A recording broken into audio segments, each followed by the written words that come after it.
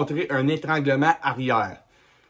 Les étranglements, c'est les plus courants, que ce soit des prises de devant comme ça, à 2 mains, ou encore à 1 main, comme ça, qui est un peu plus compliqué à appliquer. Donc, pourquoi les étranglements sont les plus difficiles à contrer? C'est simple.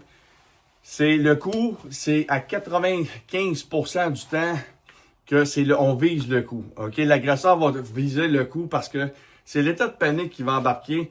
Et puis, la personne qui est en train de se faire agresser physiquement, ben, elle va réagir. Puis aussitôt que le coup y est pris et que les deux carotides, OK, les deux carotides sur le long du cou sont coincés, sont pincés, puis qui empêchent le sang de circuler, c'est là que la panique s'installe. Le cerveau, lui, il lance ses systèmes d'alarme, il dit « Wow, il manque de flux sanguin », puis il manque d'oxygène qui monte au cerveau, fait que ça va pas bien, là. Et c'est pour ça qu'à un moment donné, on appelle ça « light off », le breaker saute, puis c'est pour protéger. Donc, le cœur se protège, puis il ferme les lumières, c'est pour ça qu'on tombe évanoui. Donc, étranglement arrière, qu'est-ce qu'on fait? OK?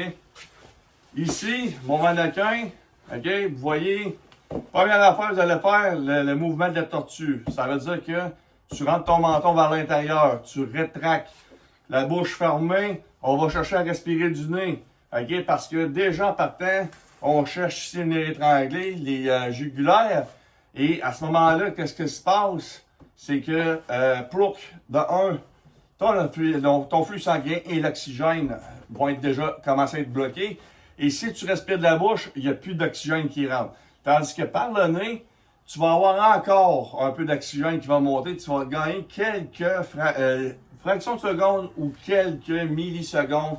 On parle de à peu près de 5 à 7 secondes avant de tomber dans les pommes. Mais c'est déjà bon pour justement essayer de t'en sortir. Donc, aussitôt, vous allez voir, vous voyez le bras passer ici. OK? On va venir faire la tortue. On rentre sur le menton. OK? Comme c'est ici. Vous rentrez votre menton. Les deux mains, eux autres, ils s'en viennent à l'intérieur du pli du coude. OK? Donc, ça se fait rapidement. Donc, vous voyez la pointe du coude?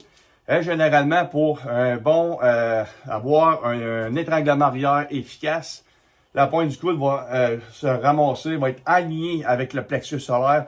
Donc, à ce moment-là, ça veut dire qu'il est bien installé et il se prépare pour appliquer son étranglement. Donc, aussitôt que vous avez vu ça, OK, on rentre la tête, le menton, la bouche fermée, puis on essaie